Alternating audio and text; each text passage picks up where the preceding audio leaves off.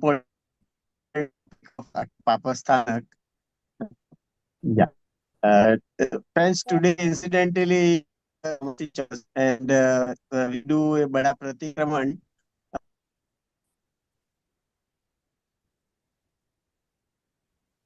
This today's session teachers and the entire journey will be by Dr. Bipin Doshi to all kind of paps sthanaks are there and how do paschatap or this prayashchit for the paps we conduct during daily day-to-day lives and all other these things. So with these words, I welcome you all again to this joint session of the Dharmacharya along with JAS. I welcome Dr. Bipin, your prominent figure. आप सभी को सादर जय जिनेन्द्र। मंगलाचरण से शुरू या yes पूर्वी। Yes, on behalf of JS, we thank Samrit sir. I would like to request Dr. Bhandari ji to please brief about JS also to JCF members, and would like to say some few words about this. Bhandari sir. Yeah, I'm very happy for this joint session of the two organizations, and I'm very happy also that Dr. Bipin Doshi is addressing our joint session on a very important topic of Papasthanaks. Now, Jain Academy of Scholars is actually a group of about 100 scholars all over the world. Bipin sir is also one of our very senior members and fellow. And we have actually, this is a platform more for discussion about Jain concepts and applications. So we have this two series of lectures here. One is, occasional topic, and other is the study of agams and other texts.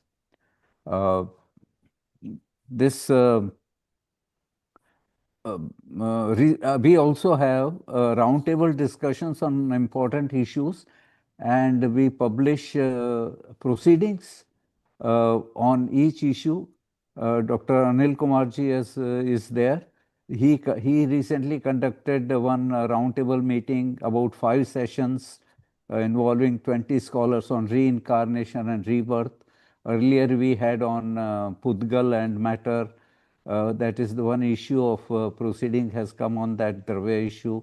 Then we had on Loka. There are a lot of controversy between modern astronomy and Jain astronomy. So we tried to resolve that. There is one issue on Gyan Mimamsa. So it is more of a discussion platform so that we can converge on various issues which are not much known in scientific world and modern and discuss these things in modern context. So these issues are available, those who want to have a look.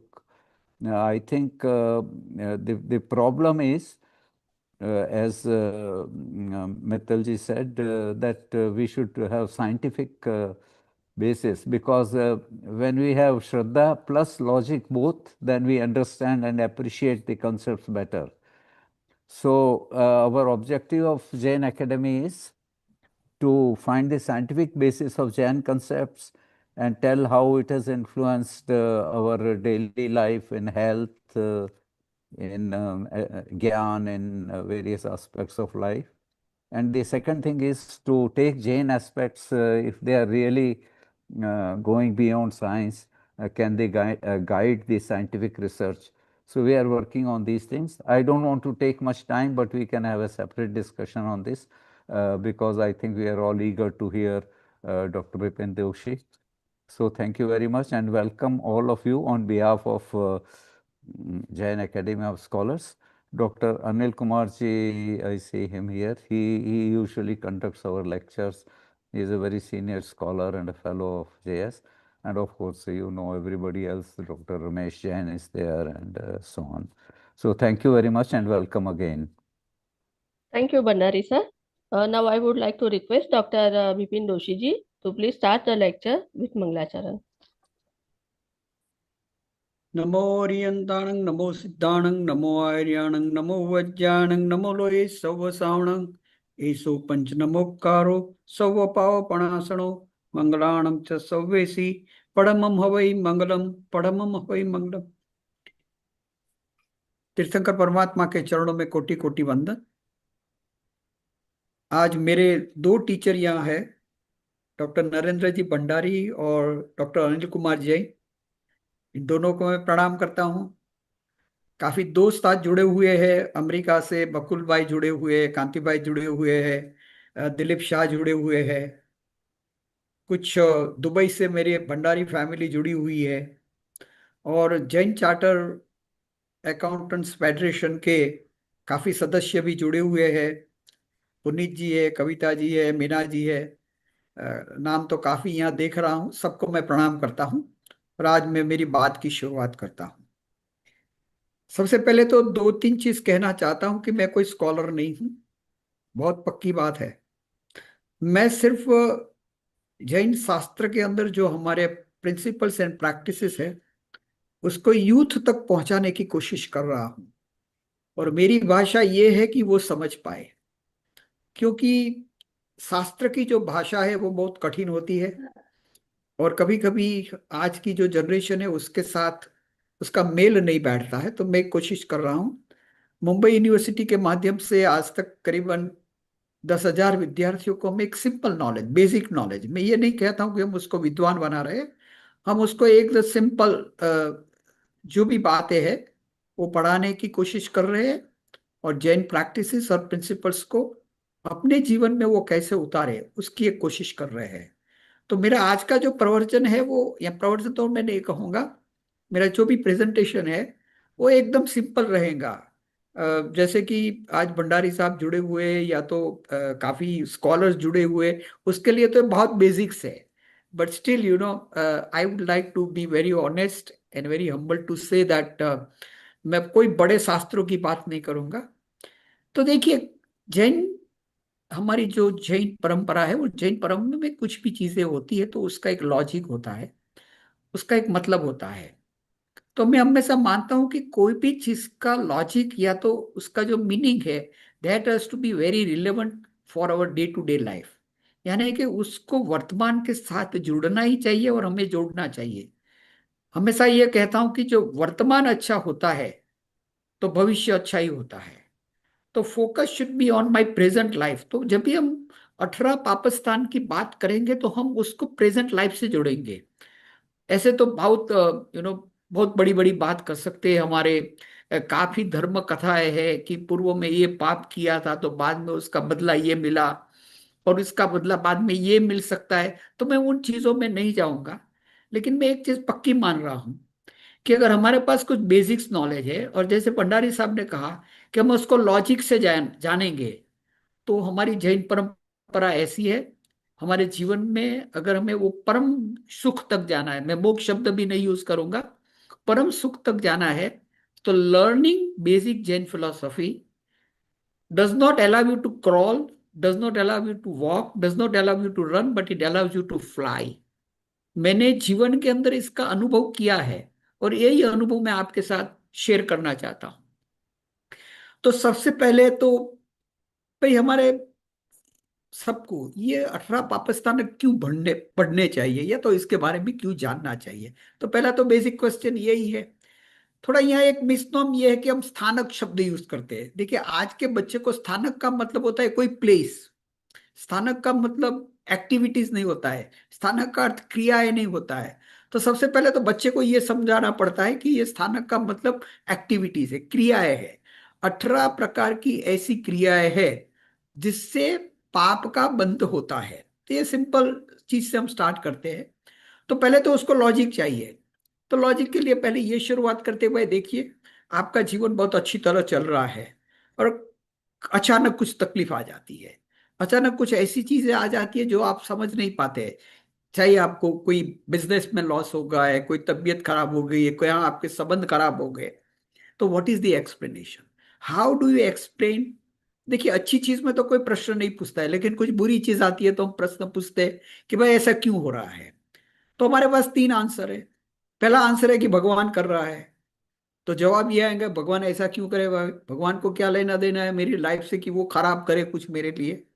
तो एक logical आज के youth में नहीं बैठता है। दूसरा जवाब आप देंगे कि भाई ऐसा ऐसा ही होता है। वो ही आज के यूथ के दिमाग में नहीं बैठता है कि भाई कुछ तो व्यवस्था होनी चाहिए ना, पूरा विश्व कुछ व्यवस्था से चल रहा है। अगर पूरा विश्व कुछ व्यवस्था से चल रहा है तो जो भी आज मेरे जीवन में हो रहा है उसका भी कोई व्यवस्था, यानी कि कोई व्यवस्थित उसका कारण भी होना चाहिए। तो बाद में हमारे सनातन धर्म के अंदर, या चाहे जैनिज्म ले लो, चाहे हिंदुइज्म ले लो, चाहे हम कोई भी, हमारी जो सनातन सनातन परंपरा है, वो चारों सनातन परंपरा के अंदर हमको एक कॉन्सेप्ट दिया गया है। और वो कॉन्सेप्ट है हमारा थियरी ऑफ कर्म, कि भाई आज तेरे जीवन के अंदर जो हो रहा है वो दो चीज के कारण हो रहा है। एक तो पूर्व कर्म के कारण, और आज का पुरुषार्थ। देखिए, दोनों चीज को हमें, यूथ को ये नहीं समझाने का सिर्फ पूर्व कर्म के कारण हो रहा है, because that also will not be logic for him. तो यहां से हम शुरुआत करते हैं। जैसे एक सिंपल चीज कहते हैं हम, यथा बीजम तथा वृक्ष।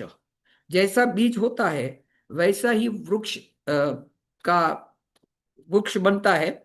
और ये गीता के अंदर भी लिखा है, यथा कर्म तथा फल। जैसा कर्म होता है वैसा ही हमें फल मिलता है।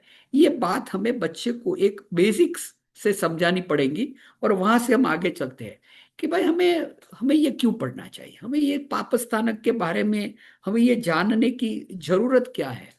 तो फर्स्ट ऑफ ऑल, देखिए, हमें ये डर नहीं है कि भाई हम, हमारा अगला भाव क्या होगा, हम संसार में बहते रहेंगे, हम दुखों में जाएंगे, हमारी कोई ऐसी यहाँ से हम तिर्यंच योनि में जाएंगे या तो हम एक इंद्रिय में जाएंगे। ये डर की बात समझाने से पहले हमें सिंपल ये चाहिए, it is a reflection on your self.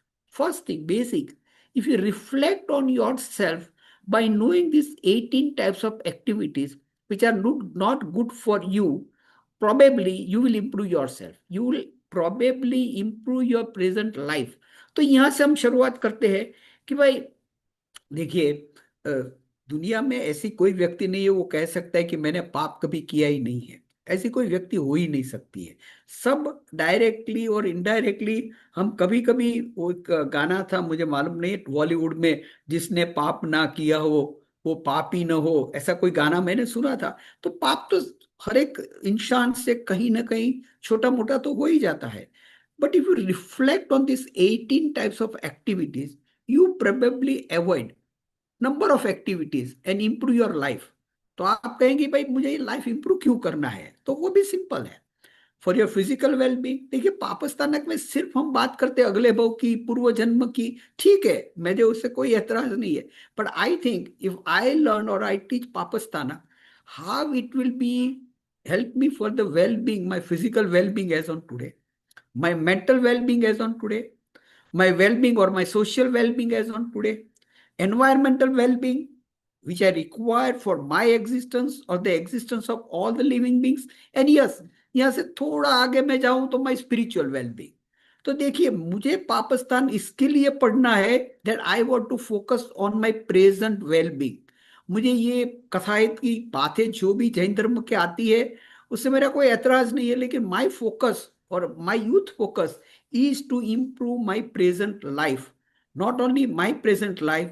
By improving my present life, I have a family harmony, I have a social harmony, I have a national harmony, and ultimately जो भगवान ने विश्व कल्याण की बात की है, वो विश्व कल्याण तरह मेरा एक पांव, या तो one step I go head. तो जो हमारे यूथ है, हम उसको यही समझाने की कोशिश कर रहे हैं कि भाई इस आपको ये 18 पापस्थान क्यों पढ़ना है। तो first of all, as I told you, reflect on your self, कि आप जो डेली एक्टिविटीज कर रहे हैं, ये डेली एक्टिविटीज में आप कुछ ऐसी चीजें कर रहे हैं जो ठीक नहीं है।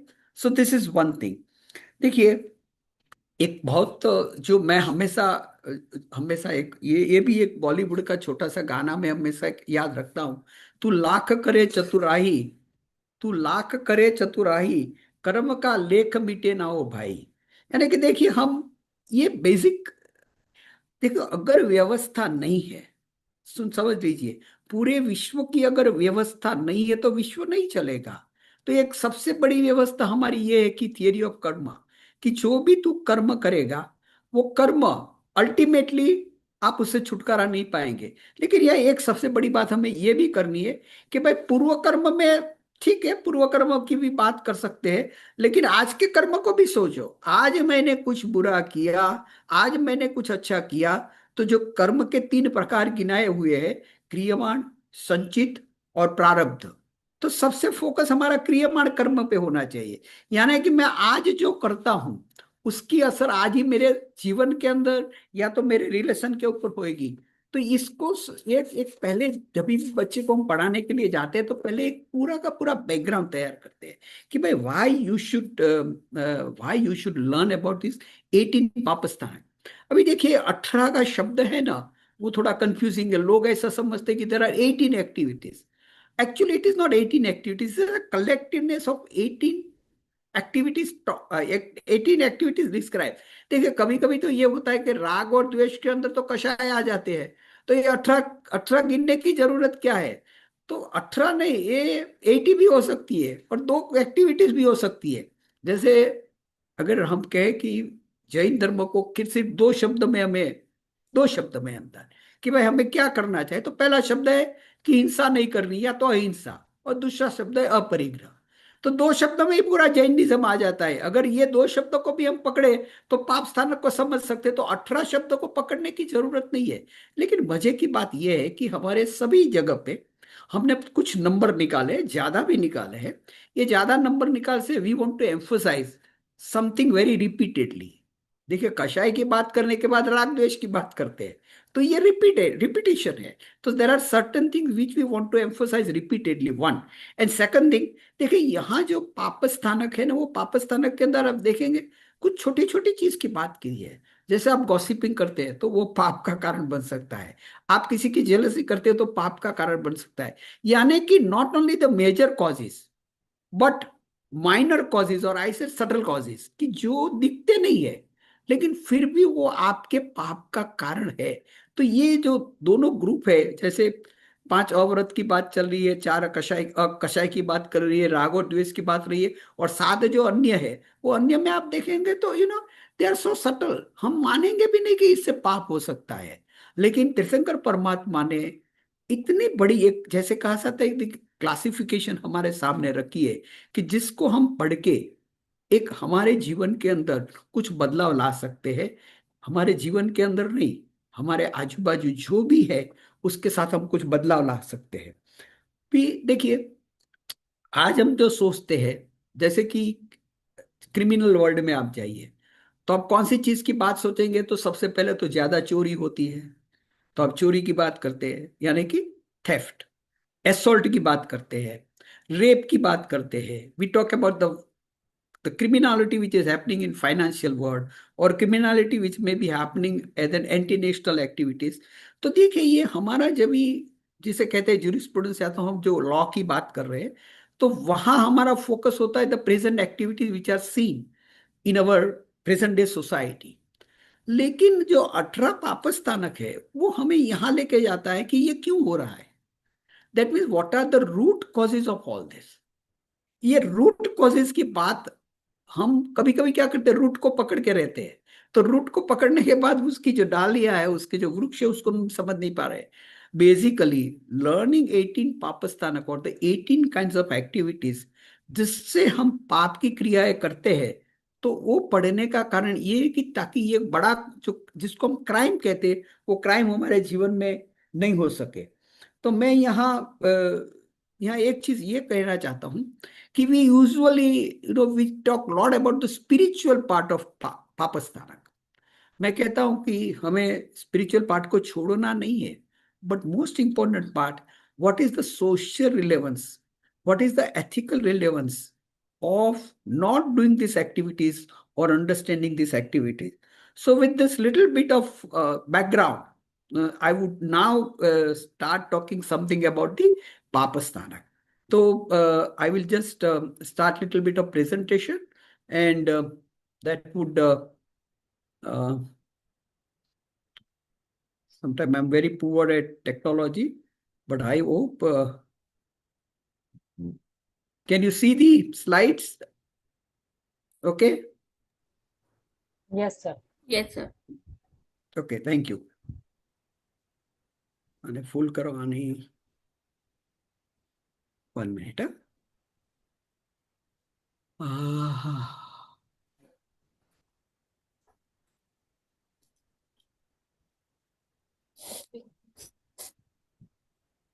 फुल करेंगे. Or just make it full so that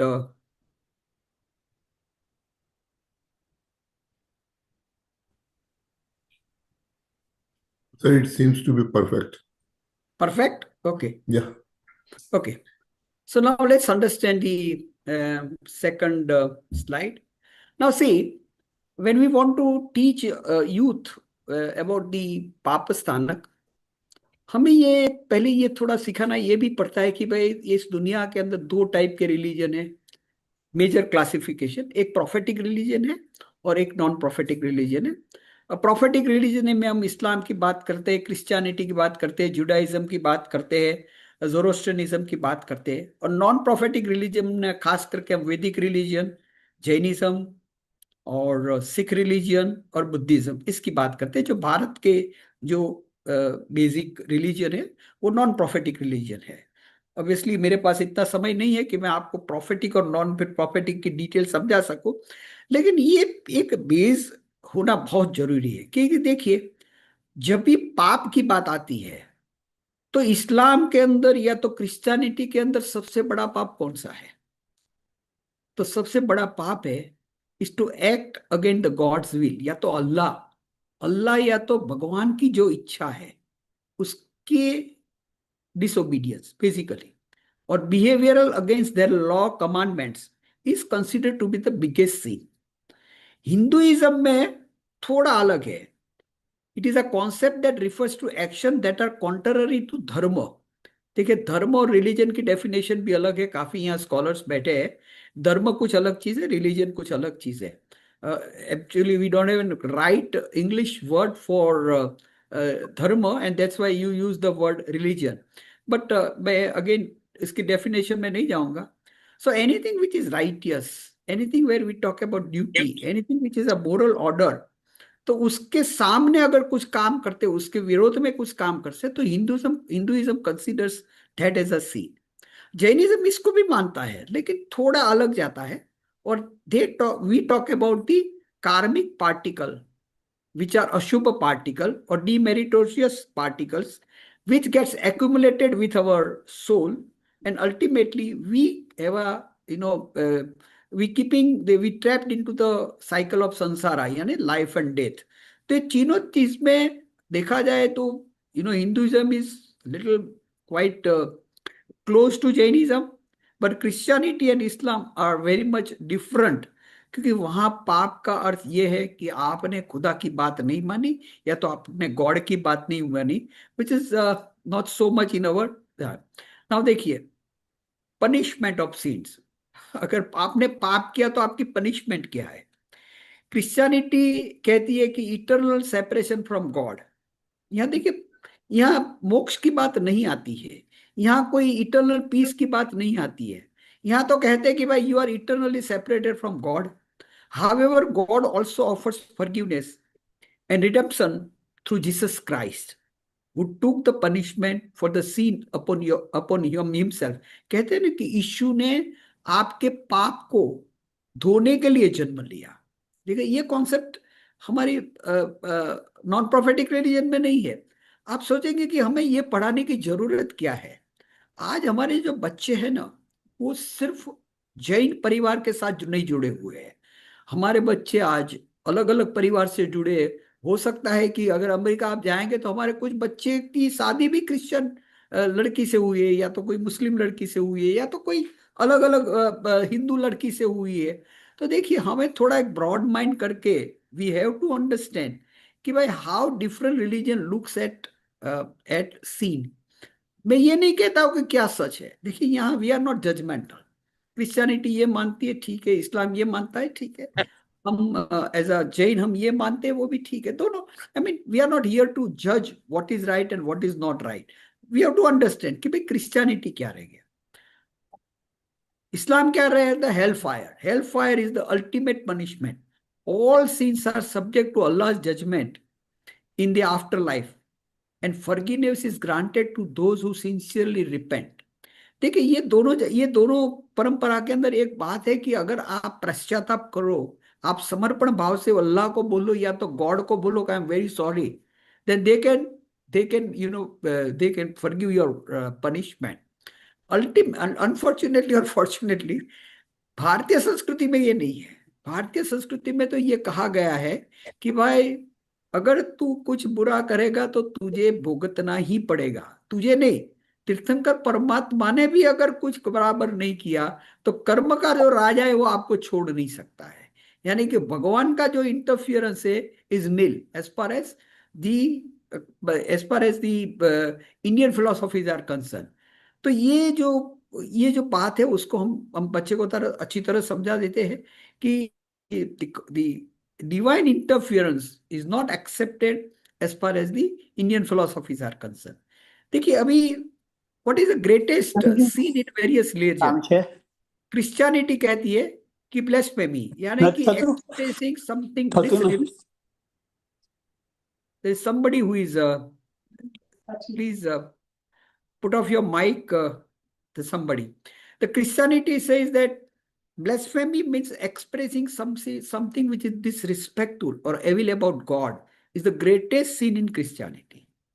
Islam कहता है कि associating partner with Allah means attributing divine qualities of worship to anyone और एनीथिंग अदर देन अल्लाह. ठीक, एक अल्लाह के सिवाय आप किसी को मान ही नहीं सकते हैं, इसकी प्रतिकृति भी नहीं हो सकती है. अगर आपने वो सोचा तो आपने बहुत बड़ा पाप कर दिया. This are the greatest sin. Hinduism में और जैनिज्म में क्या है, हमारी परंपरा के अंदर violence is considered to be the greatest sin. आप चाहे तीनों परंपरा ले लीजिए हमारी, वहां हमारा फोकस है वायलेंस, यानी कि अगर हम किसी की भी हिंसा करते तो उसको बड़ा सीन कहते. देखिए क्रिश्चियनिटी अलग मानती है, इस्लाम अलग मानता है, और जैनिज्म या तो हिंदुइज्म. सबसे बड़ा पाप कौन सा है उसमें भी हम we are not one at the universal platform. तो ये भी थोड़ी this is how we have to start teaching. अभी देखिए पनिशमेंट तो मैंने आपको जैसे भी कह दिया कि in Hinduism there are no direct divine और गॉड्स पनिशमेंट फॉर सिन, यानी कि भगवान आपको कोई पनिश नहीं करता है, भगवान के पास ऐसी कोई ताकत भी नहीं है. Instead the concept of karma dictates that action good और bad have consequences of that individual. यानी कि हम पूरा, यानी कि हिंदुइज्म और Jainism we believe that there is something which is called the, जो रूल करता है पूरे यूनिवर्स को, and that's the one side is the consciousness, other side is the karmic particles. They get associated, they get dissociated depending on the activity of this consciousness, and whatever actually happens is all because of this. यहाँ कोई divine interference नहीं है, ऐसी हमारी हमारी हमारी परंपरा में हम बात करते हैं. Now so again punishment in both the philosophies are very different. Let's understand now, let's go little to the अपने जैनिज्म पे जाएंगे. अभी बात मैंने कुछ क्रिश्चियनिटी से शुरू की, इस्लाम से शुरू की, तो कुछ हमारी जो तत्वाद सूत्र is over standard book accepted by all of us, and यहाँ हम ये कहते हैं कि शुभ पुण्यस्य अशुभ पापस्य. यहाँ मैंने दो एक एग्जाम्पल ले लिए कि भाई इसका रिजल्ट क्या होता है. अल्टीमेटली अगर आप शुभ काम करेंगे और अशुभ काम करेंगे तो उसका रिजल्ट क्या होता है. तो जैसे एक ही माया करेंगे तो आपको मेनली, अगर आप माया करते हैं तो आपको तिर्यंच का जन्म मिलता है, या तो अगर आपका परिग्रह, बाह्यारंभ परिग्रह, आरंभ का मतलब यहाँ हिंसा होती है, बहुत आप हिंसा करेंगे और बहुत परिग्रह करेंगे तो आपको नारकी का आयुष्य मिलता है. ये पनिशमेंट की बात की मैंने, जो वहां पनिशमेंट का एक अलग प्रकार की बात होती है. हमारे में बहुत क्लियर लिखा है कि अगर आप कुछ पाप कर्म करेंगे तो this is how your punishment would start. देखिए अभी सबसे बड़ा तो जो ये इसके ऊपर हम ज्यादा फोकस करते हैं when we teach to the youth कि भाई what is the social aspect of sin. एक जो ये पाप और पुण्य की जो बात है ना, अल्टीमेटली पूरी हमारी लाइफ है ना, वो रिवॉर्ड एंड पनिशमेंट के ऊपर है। बच्चा जब से छोटा होता है ना, तभी से उसको यही समझाया जाता है कि तू अच्छा करेगा तो मैं अच्छा दूंगा, तू ये करेगा तो मैं ये करूंगा, तू ये नहीं करेगा तो मैं ये नहीं करूंगा। यानी our mind right from childhood and probably we are naturally born that way, that there is something which we call the concept of reward and punishment. तो ये जो रिवॉर्ड और पनिशमेंट की जो बात है वो वेरी इंपॉर्टेंट हमारी सोशल लाइफ के लिए है। कि भाई आप बुरा करेंगे तो आपको देखिए, समटाइम तो इट माइट हैपन कि आपने बुरा किया, और क्रिमिनली तो ये पुरवार नहीं कर सकते हैं, और न तो आपको मैं कोर्ट में लेके जा सकता हूं। लेकिन हमारे मन में एक चीज डाली गई है कि भाई तू बुरा करेगा ना तो तेरा बुरा होगा, और तू अच्छा करेगा तो तेरा अच्छा होगा। If you do good things, I mean what ever you जो हमारे कहता है कि जैसा बोएंगे वैसा मिलेगा। तो ये जो बात है हमारी, the concept of reward and punishment is not only for our spiritual aspect, basically it is for our social aspect. अगर सोशल हार्मनी रखती है, सोशल ऑर्डर रखना है, हमको सोसाइटी को हार्मोनियस बनानी है, तो द कॉन्सेप्ट ऑफ पाप एंड पुण्य is very important and has got to be inculcated into the society. हमारे बच्चे को बचपन से हमें ये पढ़ाना चाहिए कि भाई ये अच्छा है, ये बुरा है, पाप से पुण्य का है वो अलग बात है, और हम अच्छा करेंगे तो हमें अच्छा मिलेगा, हम बुरा करेंगे तो हमें हमें बुरी चीज मिलेंगी या तो हमारा बुरा होगा। तो again the social aspect why it is very important, because अगर आप पाप करते हैं तो सबसे पहले तो आपकी पर्सनल रिलेशनशिप। देखिए कभी कभी मैं ऐसे फैमिलीज को देखा है, children don't respect their parents, they don't respect there mother और अदर ब्रदर्स। तो वो देखते कि कुछ बुरा कर रहे हैं। लेकिन फैमिली के अंदर जब भी आप देखो कि भाई मेरा बड़ा भाई या तो मेरे पिताजी कुछ गलत कर रहे हैं, या तो कोई ऐसी एक्टिविटीज कर रहे हैं विच इज नॉट गुड, बच्चे बहुत स्मार्ट होते हैं, तो एक्चुअली आपकी जो पर्सनल रिलेशनशिप है, आप सोचते हैं कि भाई ये तो मेरा बेटा है, लेकिन वो बेटा रहता नहीं है, क्योंकि उसके दिमाग में ये चीज बैठ जाती है कि मेरे पिताजी जो कर रहे हैं वो ठीक नहीं है, मेरे माता जी जो कर रही है वो ठीक नहीं है। तो if you want to have a personal relationship, basically family relationship, basically the relationship with your friends, you have to be so good कि उसको कभी लगना नहीं चाहिए, नहीं ये होना ही नहीं चाहिए, दैट दे रियलाइज और they see that you are doing something which is a sinful activities. Community relationship, again आपको एक कम्युनिटी में रहना है तो you can build the good relationship in community only if the community believes that you are not suppose to do the sinful activities. Accountability, very important. Again, accountability for anything which you do is very important when it is with sin and without sin. And at the same time, repentance and reconciliation. देखिए, it's air to human. हम सब जानते हैं कि हम गलती तो करते ही है, लेकिन गलती करने का मतलब ये नहीं है कि हम उसको रिपेंटेंस मत करें। यानी कि जिसको कहते हैं कि to tell sorry, to feel sorry. कभी हम कह गए भगवान ने कहाँ देखा है, मैं हमेशा कहता हूं कि भगवान तो नहीं देखते, तो आप तो खुद देखते हैं ना कि आपने कुछ गलत चीज की है, या तो कोई आजू बाजू वाले देखते हैं कि आपने कुछ गलत चीज की है। तो रिपेंटेंस ना, रिपेंटेंस के बाद रिकंसाइलेशन, ठीक है मेरे से एक गलती हो गई, होती है, तो मैं अभी फिर से नहीं करूंगा। तो ये जो हमारे सोसाइटी के अंदर लेके जाते, तो ये चीज समझने के लिए हम 18 पापा स्थानों का स्टडी करना जरूरी है।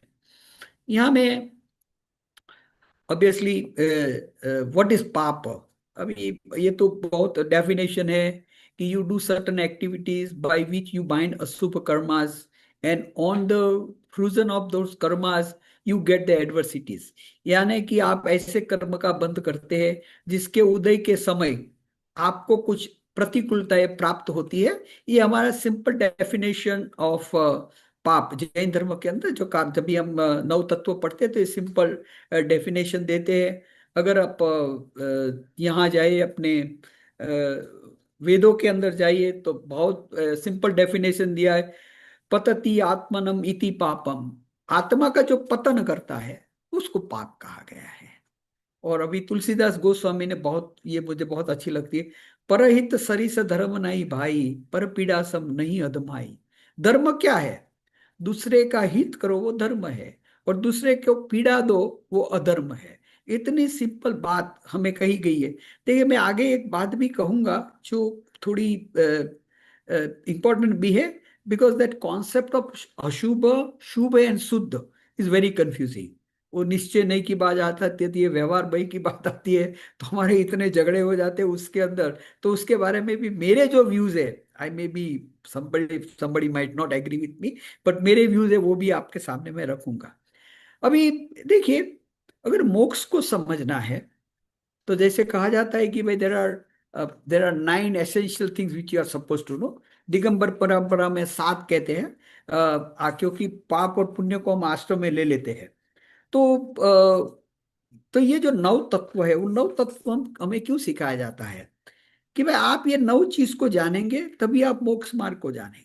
उसके पहले आप मोक्ष मार्ग को नहीं जान सकते। और इसके अंदर दोनों को, यानी कि पाप और पुण्य, दोनों की बात कही हुई है। ये दोनों चीज को आप अगर बराबर नहीं समझेंगे तो आप 9 तत्व में, यानी कि आपकी जो अगेन, मैं मोक्ष शब्द नहीं यूज करता हूँ, हार्डली आई यूज मोक्ष शब्द, बिकॉज बच्चे को मैं यही सिखाता हूँ कि आपको परम सुख की ओर जाना है और अभी परम सुख चाहिए, बात की बात छोड़ दीजिए।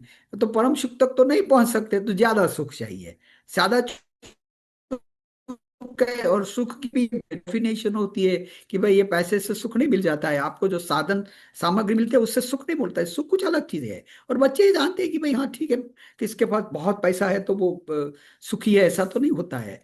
तो ये यहाँ एक जो जो परम सुख की हम प्राप्त करते हैं, this what we call the inner happiness.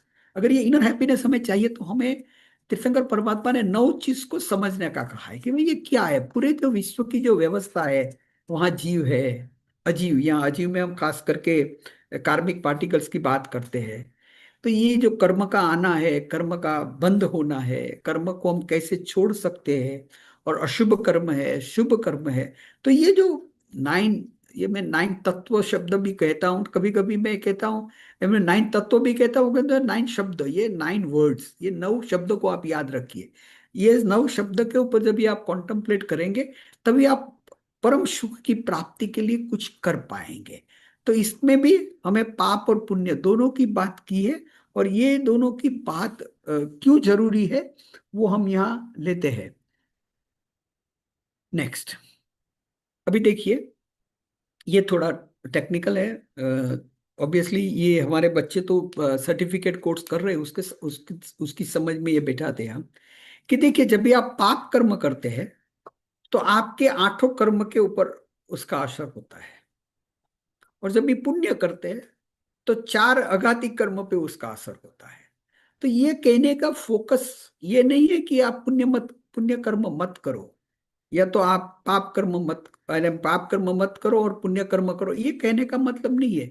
लेकिन बेसिकली आपको अशुभ, शुभ और शुद्ध का कॉन्सेप्ट, ये 3 चीज का कॉन्सेप्ट हम समझाने की कोशिश कर रहे हैं कि अशुभ से तो निकलना है, यानी कि ये पाप से तो आपको निकलना है, आपको पुण्य तक जाने का है। लेकिन ये पुण्य भी कैसा होना चाहिए कि यहाँ कोई मोहनीय कर्म नहीं होना चाहिए। देखिए, मेरी सिंपल डेफिनेशन है, what is the difference between shubh and shuddh. Shubh many times associated with mohaniya karma, shuddh is again the same activity but not with the mohaniya karma. अगर मैंने किसी को अन्न दे दिया लेकिन उसमें मेरा मोह जुड़ा हुआ है, मैंने दिया, मैं पैसे वाला हूं, ये बेचारा गरीब है, तो ये मेरा मोह जुड़ा हुआ है। और अगर मैंने सरल भाव से दे दिया, देखिए, अगर मेरा मोह जुड़ा हुआ है तो पुण्य का बंध तो होगा, क्योंकि 9 प्रकार के पुण्य के अंदर अन्नदान है। लेकिन अगर मैंने ये वयावच कर दी, यानी कि कोई भी प्रकार का मोहनीय कर्म सरलता से, शुद्ध भाव से अगर मैंने दे दिया, तो मेरी कर्म निर्जरा हो जाती है। एक जगह पे पुण्य का बंध है, दूसरी जगह पे कर्म की निर्जरा हो जाती है। तो ये समझाने के लिए, ये थोड़ा टेक्निकल बात है, वो मैं बच्चे को समझाने की कोशिश करता हूँ। बाद में ये जो कॉन्सेप्ट है वो भी मैं समझाने की कोशिश कर रहा हूँ कि अशुभ क्या होता है। रफ डायमंड अशुभ है, पॉलिश डायमंड अच्छा लगता है ना, वो लेकिन पॉलिश्ड है, लेकिन उसमें कुछ इंप्योरिटीज है। और एक डायमंड ऐसा होता है जो प्योर होता है। तो तीनों, आई मीन, पहला तो बुरा है वो हमको मालूम है, दूसरा थोड़ा अच्छा है, और तीसरा उससे भी अच्छा हो सकता है। So that we we try to make them understand कि ठीक है, शुभ एंड शुद्ध आर नॉट ऑपोजिट। ये कभी कभी हम बहुत झगड़ा इसके लिए करते हैं कि ये तो निकम्मा है, ये शुभ निकम्मा है, शुद्ध ही होना चाहिए। मैं ऐसा मानता हूं कि शुभ एंड शुद्ध are not opposite to each other. On the contrary, shubh is complementary to shuddh. अगर आप शुभ पे जाएंगे तो शुद्ध पे जा सकेंगे। तो let us not fight on कि भाई नहीं नहीं, ये तो हमें ये पुण्य को चाहिए ही नहीं, ये तो पुण्य बंध है और पुण्य का बंधन होना ही नहीं चाहिए। तो देखिए हमारे यूथ के दिमाग में ये नहीं बैठता है। हो सकता है कि कोई उस अवस्था पे पहुंच जाए और वो उसकी बात करे तो अलग बात है। But practically I always focus on Shubh and शुद्ध। और सब में एक, देखिए, क्रिया के अंदर जब ये प्रश्न बहुत पूछा जाता है, बच्चे काफी पूछते हैं कि भाई एक हमको कभी ये काम करना पड़ता है, तो आप जब भी काम करते हैं तो एक सबसे बड़ी बात ये होती है कि आपका भाव क्या है, why are you doing it. देखिए एक सोल्जर होता है जो अपने देश की रक्षा के लिए आर्मी में होता है, और आर्मी में उसको एक काम दिया गया होता है कि दुश्मन को मारना है, तो वहां उसका भाव अलग है। अगर आपने एक तरफ दान किया और वहां इको आ गया तो देनो, एक लगता है कि one is a violence, the other in act of compassion, लेकिन यह भाव अलग अलग है। तो ये जो जहां वायलेंस दिखता है वो पाप नहीं है, और जहां आपने ये एक डोनेशन दिया यानी कॉम्पेशन, दया की, वहां पाप हो जाता है। तो अल्टीमेटली आप जो भी एक्टिविटीज करते हैं वो एक्टिविटीज के अंदर आपको ये देखना है कि what is my my intent, और the intent of the person is more is equally important than the activity itself. तो ये देखिए हमारे जैन धर्म के अंदर एक चीज हमें बहुत, मैं ये बच्चे को ये कहानी हमेशा कहता हूँ और ये बात हमेशा कहता हूँ कि अगर आप मुझे, आपके घर पे शादी है और बुलाते हैं, तो आप कितनी कोशिश करते हैं। आप मुझे फोन करते हैं, आप मुझे इनविटेशन कार्ड भेजते हैं, इनविटेशन कार्ड के साथ आप मुझे कुछ मिठाई भेजते हैं, आपके इवेंट मैनेजर से मुझे फोन करवाते हैं। अगर मैं बाहर गांव से आ रहा हूं तो आप मेरी पूरी व्यवस्था करते हैं, और बाद में अगर मैं आपके पास वहां आऊं तो आप मुंह बिगाड़ेंगे कि आनंद करेंगे। कर्म का भी ऐसा ही है। कर्म कभी बुलाए बिना नहीं आते हैं। आज जो भी आपके जीवन में हो रहा है वो उस कारण हो रहा है कि आपने पूर्व समय में कभी भी, और ये भाव में पूर्व समय में कभी भी आपने कर्म का बंध किया था, आपने कर्म को बुलाया था, और जब भी वो आते हैं आपने इनविटेशन दिया और वो आ गए, और आप नाखुश तो नहीं हो सकते क्योंकि आपने इनवाइट किया है। हम ગુજરાતીમાં में કહીને કે ચોખા ચાંદલો કરીને તમે કંકોત્રી મોકલાવો અને પછી માણસ આવે તો મોઢું ન બગાડાય. Similarly, in theory of karmas, it's very important that we invite them, and because we invite them, we have to understand that this has come. See, एक एक बहुत छोटी सी चीज होती है, आज हम जो यूथ को समझाते हैं, कभी if something bad has happened, there are many reasons. Yes, आप बोलेंगे इस मेरे माँ बाप ने ऐसा किया, मेरे टीचर ने ऐसा किया, मेरे बॉस ने ऐसा किया। तो प्रश्न ये आता है कि भाई ठीक है, कोई निमित्त तो बनता है, लेकिन जो हुआ है वो तेरे कार्मिक पार्टिकल के फ्यूजन के कारण हुआ है। ये बच्चे समझते हैं, ऐसा नहीं होता है नहीं समझते हैं। और अगर ये समझ जाए तो देखिए वो आर्त ध्यान से धर्म ध्यान में चला जाता है।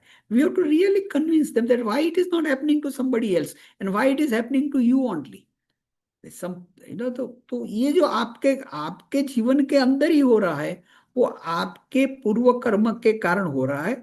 और वहां पुरुषार्थ क्या है कि आप समझ लो कि भाई ये मेरे पूर्व कर्म के उदय से हुए, मुझे उसको समता भाव से भुगतना है। I have to keep cool. अगर मैं यहाँ कूल रखता हूं तो obviously, see there is end to everything. We our self अनित्य भावना जो हमारे जीवन में कहते हैं कि भाई नथिंग इज परमानेंट, मैं खुद परमानेंट हूं तो परमानेंट नहीं हूं तो मेरे प्रॉब्लम कैसे परमानेंट हो सकते हैं, मेरा दुख कैसे परमानेंट हो सकता है। So if we really teach our youth कि भाई देखिए कुछ परमानेंट नहीं है, कुछ ऐसा समय आ जाता है, और ऐसे समय में अगर आप समता भाव रखेंगे, थियरी ऑफ कर्म को समझेंगे, तो हो सकता है कि आप उसमें से जल्दी बाहर निकल जाएंगे। अगर इसको नहीं समझेंगे तो probably go into an cycle of problems again, आप उसमें से बाहर नहीं निकल पाएंगे। तो ये बात हो गई बाद में मुझे ये कहानी बहुत अच्छी लगती है। आप में से काफी लोगों ने ये सुनी होंगी। ये राजा जनक की बात है और व्यास मुनि की बात है। कहा जाता है कि व्यास मुनि ने 18 पुराण, 18 एपिक्स लिखे पूरी व्यवस्था के लिए। राज्य व्यवस्था हो, समाज व्यवस्था हो, धर्म की व्यवस्था हो, पूरी व्यवस्था में उसने 18 एपिक्स लिखे। और उस जमाने में ऐसा कहा जाता है कि आप अगर कुछ अच्छी चीजें लिखते हैं तो आपको राजा के नाम पे लिखनी चाहिए। हमारे बहुत से ग्रंथों में राजा का नाम आया है। तो ऐसे ये व्यास मुनि ये 18 पुराण लेके जनक राजा के पास जाते हैं। तो जनक राजा तो देखते, अरे भाई इतने बड़े बड़े पुस्तक ग्रंथ लेके गुरुदेव पधार रहे हैं। गुरुदेव ने कहा, जनक राजा ने कहा, मैं आपको ये अर्पण करना चाहता हूँ, यहाँ आपका नाम जुड़ेगा और आपको ये पढ़ना। तो जनक राजा तो बहुत परोपकारी थे, पर कल्याण वाले थे। उसने कहा कि गुरुदेव मेरे पास कहाँ समय है इतना कि मैं आपके ये 18 ग्रंथ को पढूं। मुझे ऐसा कीजिए कि छोटी सी बुक दे दीजिए, एक छोटी सी कुछ पढ़ाई लिखाई दे दीजिए, मैं उतना पढ़ लूं। व्यास मुनि भी बहुत होशियार थे, बोले बात तो सही है राजा की। राजा कहाँ इतने ग्रंथ पढ़ने को बैठेगा, क्योंकि उसको तो लोक कल्याण के काम करने हैं, वो तो उसमें ही बिजी रहते हैं। तो व्यास मुनि ने बहुत सोचा कि मैं क्या लिख के दूं। कुछ दिन के बाद व्यास मुनि फिर से राजा के पास आते हैं और एक छोटा सा कागज और एक छोटी सी बात लिख के आते हैं। तो यहाँ जनक राजा पूछते कि गुरुदेव आप क्या लेके आए मेरे लिए। कि बोला नहीं, बस ये छोटी सी बात है। बोला नहीं, कुछ तो छोटा सा पुस्तक दीजिए, मैं उतना तो पढ़ लूंगा। तो व्यास मुनि कहते हैं कि नहीं बेटा, नहीं राजा, तुझे छोटा छोटा और कुछ पढ़ने की नहीं जरूरत है, बस खाली ये 2 लाइन पढ़ ले।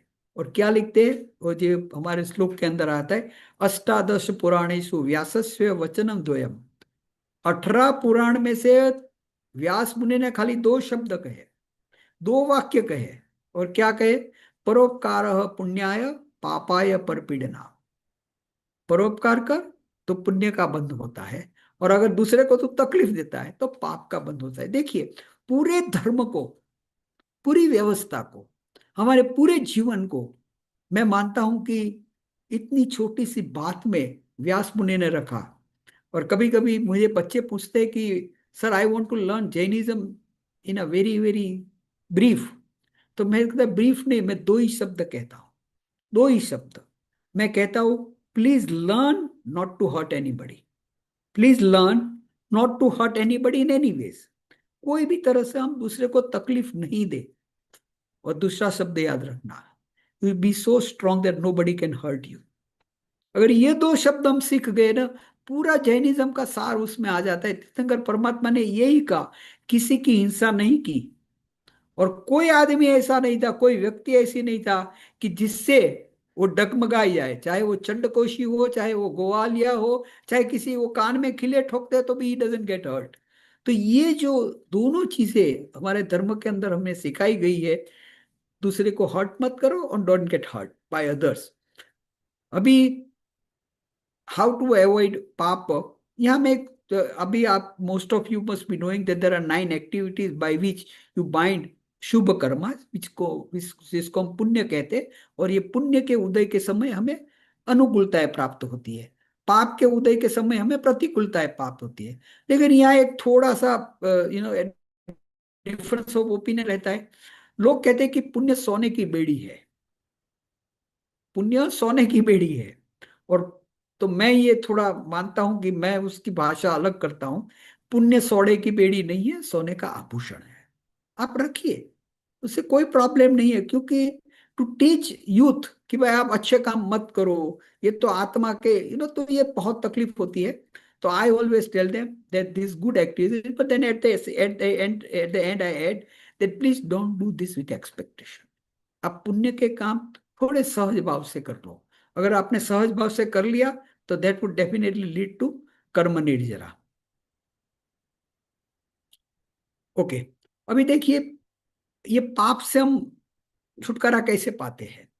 काफी हमारे अंदर काफी चीजें मैं I will try to show you.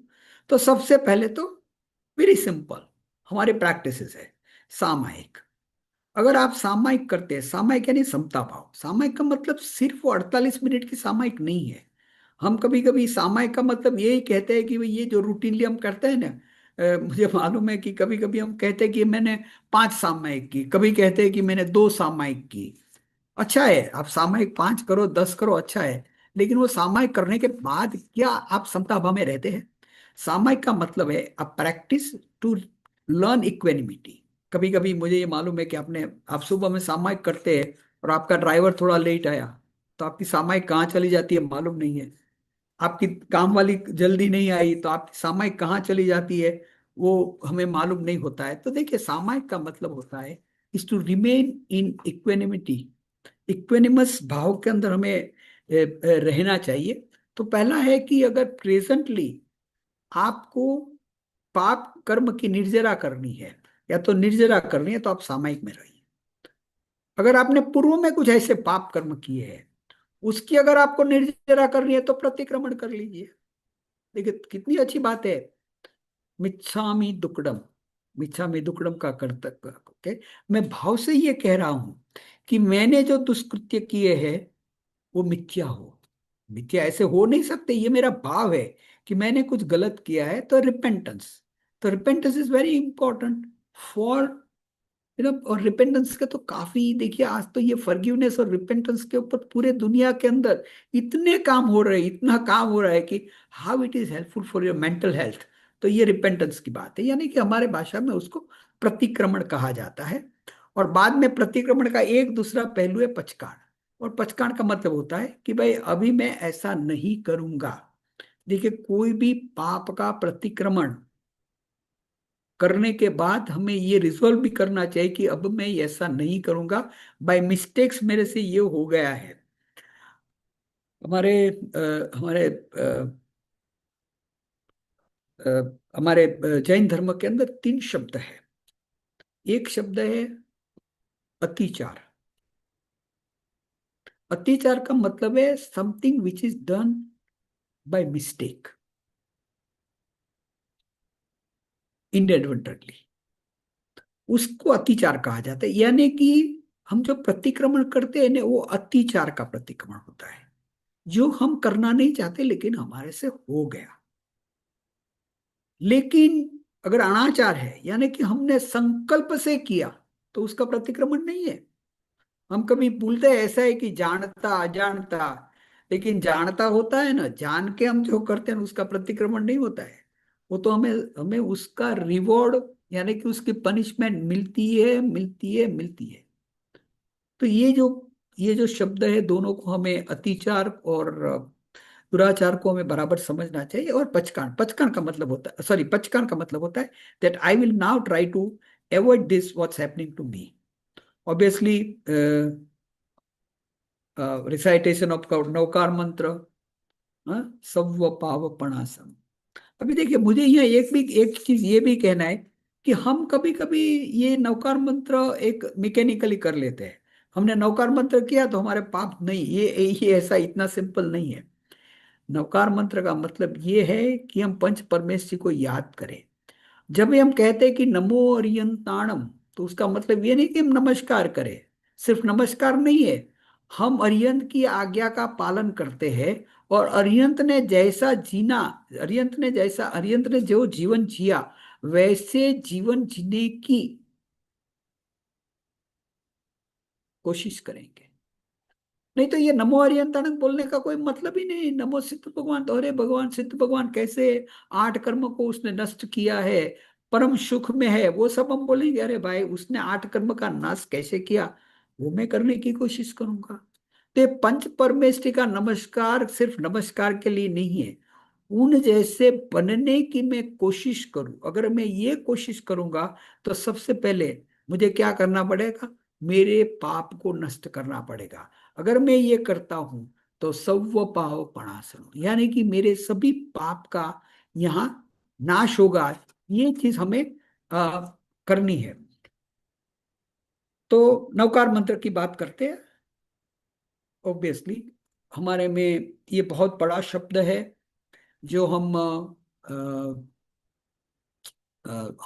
ये नव तत्व के चैप्टर के अंदर पढ़ते हैं। 5 समिति पढ़ते हैं और 3 गुप्ती पढ़ते हैं। जो समिति का मतलब क्या और गुप्ती का मतलब क्या है? जागृति।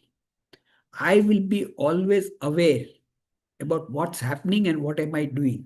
और बहुत बड़ा 10 वैकल्पिक सूत्र के अंदर पाप को रोकने के लिए हम क्या करेंगे, इतनी छोटी सी बातें। जयम चरे जयम चिट्टे जयम मासे जयम से जयम भुजंतो भासंतो पावकम्मम न बनते। जब ये 5 समिति और 3 गुप्ती बात करते, ईया समिति, भाषा समिति, एषणा समिति, आदान निक्षेप समिति और उत्सर्ग समिति, और 3 गुप्ती की बात करते हैं, मनोगुप्ती, वचन गुप्ती, काया गुप्ती। यानी कि मेरी डेली जो एक्टिविटीज है, या जो मन से एक्टिविटीज होती है, मेरे वचन से एक्टिविटीज होती है, मेरे शरीर से जो एक्टिविटीज होती है, उसमें मेरी इतनी जागृति रहेगी कि मैं किसी को दुख नहीं पहुंचाऊं। और ये कितनी एक देखिए, ये मैं कभी कभी मानता हूँ, एक एक छोटी सी चीज भी हमारे घर में हम लिख के रखेंगे ना, जरूरत नहीं है कि पूरे के पूरे ग्रंथ पढ़ो। खाली आप में से किसी को इतना भी लिखने के भाई, जब भी मैं चलता हूँ, जब भी मैं खड़ा रहता हूँ, जब भी मैं बोलता हूँ, जब भी मैं सोता हूँ, जब भी मैं खाता हूँ, उस समय में मैं जैना का पालन करूंगा, जिससे किसी कोई अन्य जीव को दुख न पहुंचे। अगर इतना मैं कहता हूं तो मेरा पाप को बंधन नहीं होता है। ये सिंपल है। मुझे 18 पापस्थान पढ़ने की भी जरूरत नहीं है। इतनी छोटी छोटी चीजें हमारे शास्त्र के अंदर लिखी गई है। अभी ये 18 पापस्थानक है। ये 18 पापस्थान मैं डिटेल में लेने वाला हूँ। आज तो मैं खाली नाम ले रहा हूँ आपके सामने, क्योंकि आज मेरा जो पहला लेक्चर है, ये पहला lecture is basically to introduce you the concept of papa, concept of punya, how the pap is looked in other religion, how punya is looked into the other religion। तो आज तो पूरा जो मेरा है वो ये इंट्रोडक्शन है। Obviously this is going to run into 4 और 5 लेक्चर्स। तो हम एक एक को, जैसे प्राणातिपात है, प्राणातिपात शब्द ही इतना इतना व्यवस्थित है, क्योंकि हम आत्मा को तो मार नहीं सकते हैं, आत्मा तो कभी मरती नहीं है। तुम प्राण को नष्ट करते, दूसरे के प्राण को हम हर्ट करते, या तो दूसरे के प्राण को हम यातना देते हैं। तो ये प्राण शब्द क्या है? तो प्राणातिपात विरमण व्रत, जो हम पहला व्रत भी कहते हैं, और प्राणातिपात पाप का पहला कारण भी है। तो ये पूरा जो हिंसा की और अहिंसा की बात है, उसके ऊपर मेरा पूरा लेक्चर है। इसके बाद का जो मेरा पूरा लेक्चर वो खाली एक ही, what is violence in Jainism, how violence is understood in various ways in Jainism. अहिंसा के कितने प्रकार है, अहिंसा को धर्म की दृष्टि से या तो सब जगह पे उसको पहले क्यों पहला स्थान मिला है, how the epitome of the Jain religion is non violence. देखिए, मैं कभी कभी कहता हूं, जैनिज्म से अगर हम 2 शब्दों को निकाल दें, संयम और हिंसा, संयम और अहिंसा, 2 शब्दों को जोड़ दे, अहिंसा और संयम, और 2 शब्दों को निकाल दे, आई मीन हिंसा और असंयम, पूरा धर्म समझ में आ जाएगा। जब मैं हम ये भी 10 वैकल्पिक सूत्र के अंदर, तमो मंगल मुख्यतम अहिंसा संयमो तवो। एक्चुअली तो ये देखिए, सबसे मंगल धर्म कौन है? तो अहिंसा। और अहिंसा के लिए संयम चाहिए। ये 3 शब्द अलग अलग नहीं है। अहिंसा संयम और तवो, ये 3 शब्द हम इसको अलग अलग करते हैं। अहिंसा, संयम और तप, मेरे ख्याल से ये 3 शब्द अलग नहीं है। अहिंसा है, और अहिंसा का पालन करने के लिए संयम करना चाहिए। और जो संयम है वो एक प्रकार का तप है। देखिए, संयम यानी कि voluntarily with efforts you to do something, यानी कि उसको हम तप कहते। तप है क्या? इच्छा निरोधस्य तप। यानी कि अगर हमें कुछ चीज करना है, इच्छा का निरोध करना है, तो एक एफर्ट्स लगाने चाहिए, जिसको हम सकाम निर्जरा कहते हैं। तो ये एफर्ट्स करने की बात है, उसके लिए हमने तप किया। हमने अब हम कहते हैं ना कि उसने बहुत तप किया। तप का मतलब ये नहीं है सिर्फ उसने बहुत साधना की, तो उसका मतलब क्या है? He has really put the efforts. अहिंसा का पालन के लिए संयम होना जरूरी है, और संयम करने के लिए तप करना जरूरी है। तप का मतलब देखिए, हम कभी कभी तप खाली, किसी ने एकाशना किया, किसी ने वियासना किया, किसी ने 8 दिन का उपवास रखा, हम उसको ही तप मानते हैं। मैं कभी ये भी पढ़ाने की कोशिश कर रहा हूँ कि जैन धर्म में तप की इतनी छोटी डेफिनेशन नहीं है कि आपने खाना नहीं खाया तो तप हो गया। तप का तो बहुत, यानी कि 12 प्रकार के जो बाह्य तप है, और 12 प्रकार के जो, सॉरी, 6 प्रकार के जो बाह्य तप है और 6 प्रकार के जो आंतर तप है, उसको आप समझने की कोशिश करेंगे, तभी आपको मालूम पड़ेगा कि पेनेंस है क्या, तप है क्या। ये एक दिन नहीं खाना, उपवास करना, आयम बिल करना, ये तप है। लेकिन ये तो बहुत छोटी सी बात है। यानी कि ये तो एक ही चीज पे हम फोकस करते, रसेंद्रिय के ऊपर फोकस करते। हमारी 5 इंद्रियां है, हमें पांचों इंद्रियों पे संयम करना है, सिर्फ रसेंद्रिय पे नहीं करना है। और ये पांचों इंद्रियों में संयम की जो एक एक एक जैसे कहा जाता है कि एक स्टेप वाइज है। जैसे हम कहते हैं कि भाई उपवास, यानी कि अनशन कहते हैं, यानी कि avoid it, avoid the food. उणोदरी, अगर आप अवॉइड नहीं कर सकते तो लिमिट द फूड। बाद में आप कहते हैं कि वृत्ति संक्षेप, यानी कि ठीक है आप अवॉइड भी नहीं करते, कंट्रोल भी तो एटलीस्ट उसमें जो वृत्ति है आपकी उसको कंट्रोल करिए। अभी वृत्ति संक्षेप के बाद रस परित्याग, कह रहे भाई आप उसमें don't have your attachment with that kind of food. तो ये सब स्टेप्स दिखाए गए हैं हर इंद्रियों के लिए। तो हम तो खाली एक ही इंद्रियों को पकड़ लेते हैं, और एक ही इंद्रियों को पकड़ के मान लेते हैं कि हमने तो बहुत बड़ा तप किया। ठीक है, मैं ये नहीं कहता हूँ कि हमें ये तप नहीं करना है, लेकिन तप को एक बड़े कॉन्सेप्ट के अंदर हमें समझना पड़ेगा, तभी हम जैन धर्म को समझ पाएंगे। तो मैं ये 18 पापस्थानक है, उसमें देखिए इसको याद भी कैसे रखना, बहुत सिंपल है। पहले जो 5 पाप है, activities, they are related to avrat, यानी कि हमारे जो 5 अणुव्रत है, वो 5 अणुव्रत का हम पालन नहीं करते। अहिंसा का पालन नहीं करते हैं, सत्य का पालन नहीं करते हैं, अचौर्य का पालन नहीं करते, मैथुन का पालन नहीं करते, और परिग्रह का पालन नहीं करते। तो ये 5 पाप वहां हो गए, यानी 5, the first 5 are related to your anuvratas. अब उसमें श्रावक की बात करता हूँ, श्रमण की बात नहीं कर रहा हूँ। बाद में 4 जो है वो कषाय से रिलेटेड है, क्रोध, मान, माया, लोभ। तो ये 4 हो गए, 5 और 4 9। बाद में कहते हैं राग और द्वेष, अटैचमेंट एंड एवर्जन। तो ये 11 हो गए। और बाद में हम चाहते हैं कि 7 जो है वो थोड़ा, देखिए मैंने कहा, पहले ही कहा था आपको कि 18 पापस्थान में मेजर भी है और माइनर भी है, या तो आप कह सकते हैं कि ग्रॉस भी है और सटल भी है। जैसे कलह, किसके साथ झगड़ा करना। अभी झगड़ा का मतलब ये नहीं कि मारामारी करना, unnecessary confrontation, unnecessary dispute, you unnecessary agree. और ये प्रकार का एक स्वभाव होता है व्यक्ति का, अभ्याखान, यानी कि फॉल्स एक्यूजेशंस, पैशून्य, बैक बाइटिंग और स्लैंडरिंग। यानी कि इसके बारे में बहुत काफी स्टोरी है हमारी पास कि वह हम कैसे बैक बाइटिंग करते हैं। रति अरति, जहां हमें अटैचमेंट नहीं होना चाहिए वहां अटैचमेंट करते हैं, और जहां हमें डिटैचमेंट होना चाहिए वहां अटैचमेंट है, और जहां अटैचमेंट होना चाहिए वहां डिटैचमेंट है। मोक्ष मार्ग के लिए अटैचमेंट होना चाहिए और नरक के लिए डिटैचमेंट होना चाहिए, तो हम उल्टा करते हैं। तो ये जो रति अरति, पर परिवार, being happy in sinful activities and unhappy in virtuous also includes gossiping, maya murshavad, deceitful lying, and mithyatva shalya, the most harmful of all. क्योंकि हम यहाँ जो मिथ्यात्व यानी कि रॉन्ग बिलीफ की बात करते हैं, तो उसके बारे में हम ज्यादा, जब भी मैं और पढ़ाऊंगा तभी हम उसको पढ़ाने की और कोशिश करेंगे। ठीक है। ऑब्वियसली ये गुजरात में बच्चे हम जब थे तो पढ़ते थे कि भाई આ પસ્તાવો વિપુલ ઝરણું સ્વર્ગથી ઉતર્યું છે, પાપી તેમાં ડૂબકી દઈને पुण्यशाली बने छे। तो ये जो होल थिंग के भी आप पाप तो करते ही है, पाप तो होता ही है। Reflect on your self, try to understand and what bad has gone, whether it was necessary और नॉट।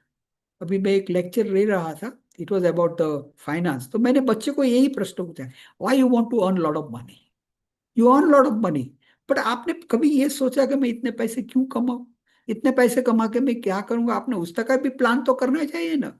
अच्छा ठीक है, आपने अच्छा घर लिया, आपने अच्छी गाड़ी ले ली, आपने आपकी थोड़ी सामाजिक व्यवस्था भी हो गई, लाइफ टाइम आपके पैसे बहुत काफी हो गए।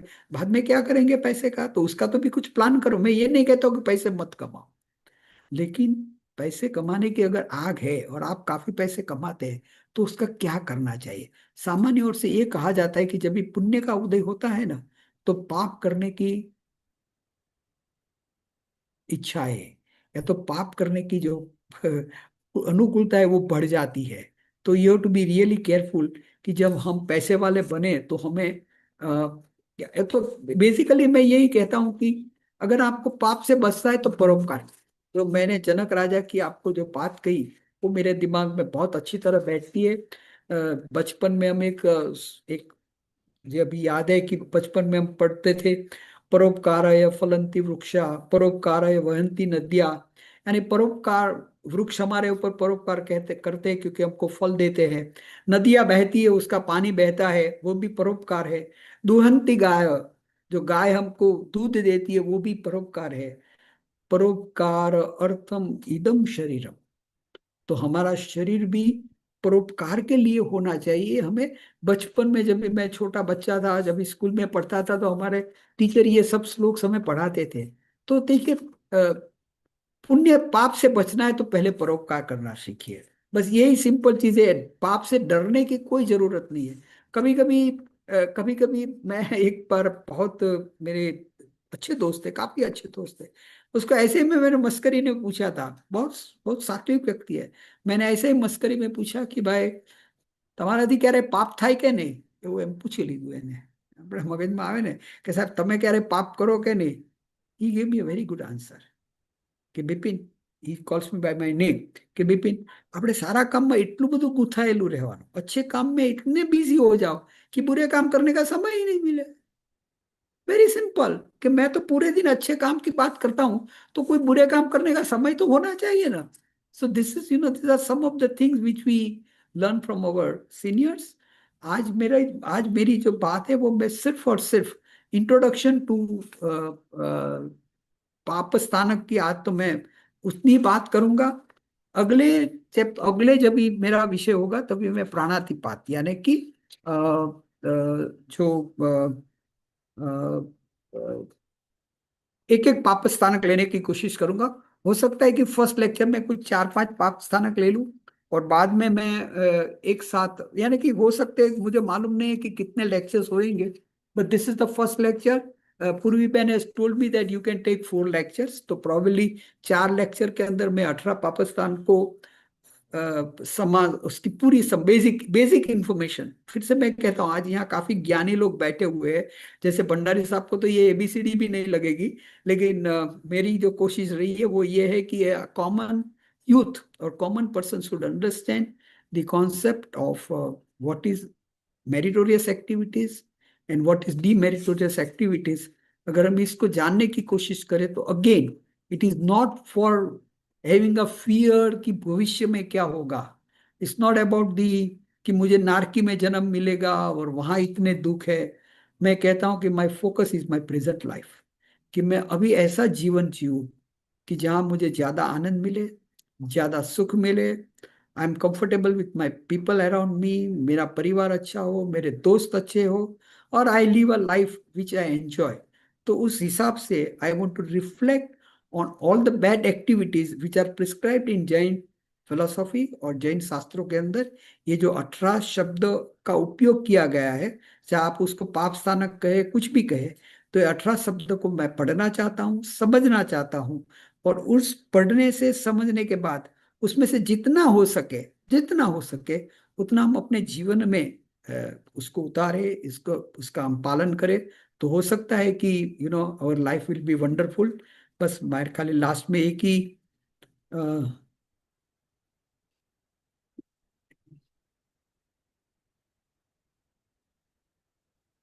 why this is not playing.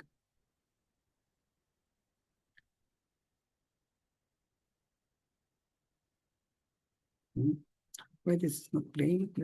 Okay, it's there. सर्वदा सुखी सविता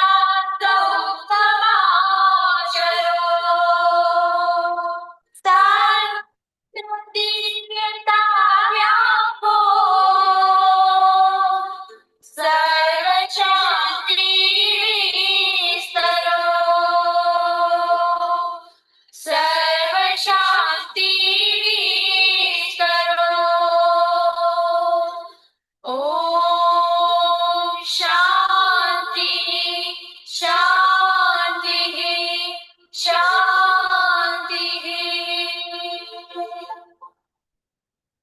आप सबको प्रणाम। अभी आपके कोई भी क्वेश्चंस है तो I would be happy to answer that